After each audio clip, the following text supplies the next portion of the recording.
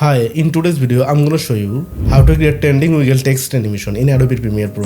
So let's jump into the timeline. Here you can see overlay video layer. I want to create a text layer.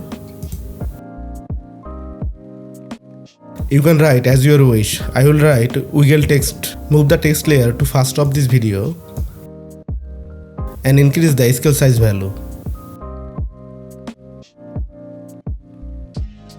Fix the alignment, then go to Effect panel and search Turbulent Display.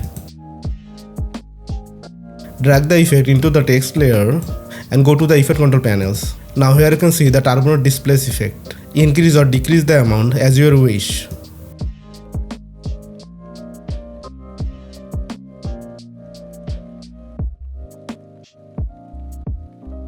Then decrease the size value.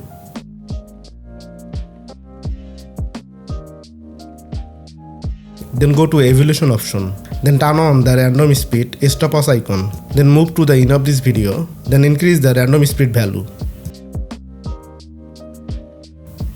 Now if I play the video, you will see the effect has complete.